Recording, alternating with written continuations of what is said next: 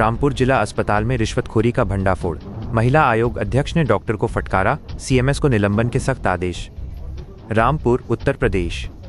मुख्यमंत्री योगी आदित्यनाथ के zero tolerance के दावों के बीच उत्तर प्रदेश के नंबर 1 घोषित रामपुर जिला अस्पताल में व्याप्त भ्रष्टाचार और खुली लूट का सनसनीखेज मामला सामने आया है।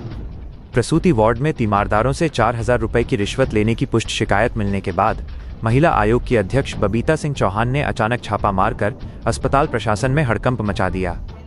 अध्यक्ष बबीता सिंह चौहान के औचक दौरे के दौरान शिकायतें सही पाई गईं। मौके पर ही उन्होंने रिश्वतखोरी में संलिप्त पाए गए डॉक्टर को कड़ी फटकार लगाई।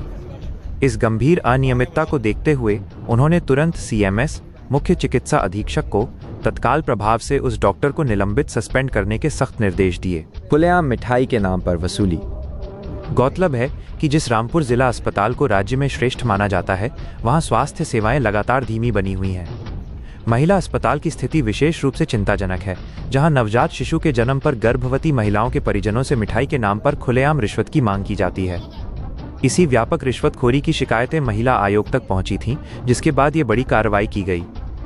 दवाइयों के नाम पर मोटी कमाई। अस्पताल में सिर्फ रिश्वतखोरी ही नहीं, बल्कि मरीजों को लूटने का एक और तरीका भी सामने आया है। ज्यादातर मरीजों को अस्पताल परिसर के बाहर की दवा दुकानों से दवाई लिखने का चलन है, जिसमें डॉक्टरों का मोटा मुनाफा होता है।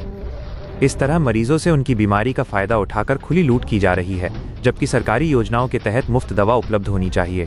देखिए, निरीक्षण किया मैंने और ओवरऑल तो सब ठीक ही था, जैसा इनका कहना है, क्योंकि बहुत ज़्यादा लोड नहीं है यहाँ हॉस्पिटल पे, बहुत ज़्यादा ओपीडी भी नहीं है, बहुत ज़्यादा इतना सीजरिंग या नॉर्मल भी नहीं है।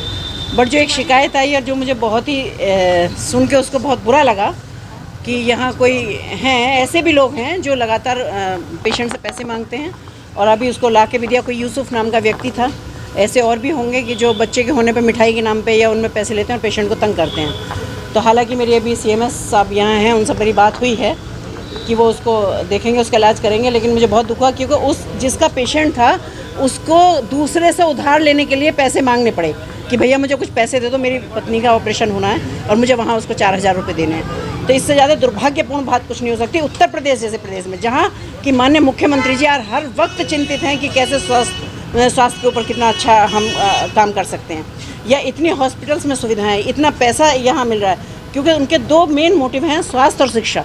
और वो चाहते हैं कि जब तक देश का, प्रदेश का हर व्यक्ति स्वस्थ नहीं होगा तब तक कैसे आगे बढ़ सकता है। और स्पेशली अगर मैं महिलाओं की बात करूं तो महिला सशक्तिकरण का दौर चल रहा है, जिसमें वो कहते हैं सशक्त नारी और सशक्त प्रदेश। और उसमें अगर जब ऐसे एग्जाम्पल आते हैं, क्योंकि अगर सरकारी हॉस्पिटल में मैं देखती हूँ कि कितनी जगह तो मैंने ऐसा देखा है कि जो प्राइवेट से ज़्यादा अच्छी सुविधाएं सरकारी हॉस्पिटल्स में। कार्रवाई होगी मैम? बिल्कुल 100% अभी और इसी वक्त होगी। सीएमएस साहब से मेरी बात हो गई और वो कह रहे हैं कि वो नहीं दिखाई देंगे ऐसे लोग, और ये सुनिश्चित करेंगे इस बात को कि आगे से ये कार्रवाई, ये चीज़ें कभी दोहराई ना जाएं। क्या चेतावनी देके छोड़ा जाएगा या कार्रवाई होगी? नहीं, कार्रवाई ही होगी, क्योंकि चेतावनी देना तो इसलिए बेकार है कि वो पता नहीं कब से सिस्टम चला रहा है।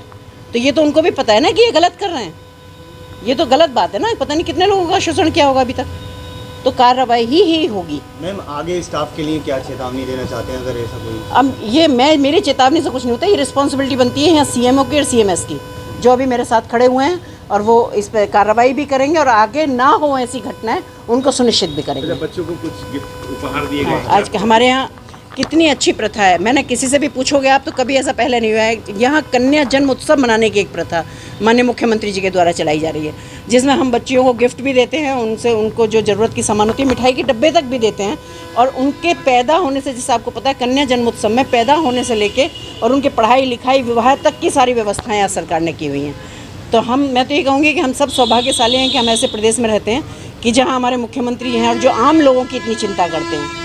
और जब उसमें ऐसी घटनाएं घटती हैं तो फिर तकलीफ होती है कि अभी ऐसे लोग भी हैं कि जो कहीं ना कहीं अपनी खुराफातियों से बाज नहीं आ रहे। धन्यवाद। अभी मैं एक स्कूल में गई थी और फिर उसके बाद मैंने आज लाइब्रेरी भी विज़िट किया, जो बहुत ही अच्छी लाइब्रेरी है, जिसमें बहुत पुरानी हमारी, मैं कहना चाहिए कि जो ओरिजिनल अगर रामायण की बात की जाए तो वहाँ उसकी पांडुलिपि रखी हुई हैं। तो मुझे अच्छा लगा वहाँ देख के। स्कूल में गई थी, बच्चियों के साथ शक्ति संवाद था, उनके साथ भी अच्छा लगा, अच्छी गैदरिंग थी, जो भी बेस्ट हो सकता था हमने भी उनको अच्छे अपने राय दी, तो सब अच्छा। Thank you so much. Lucknow की हर बड़ी हलचल, अपराध की सच्ची खबरें, द लखनऊ टाइम्स, सबसे तेज, सबसे सही।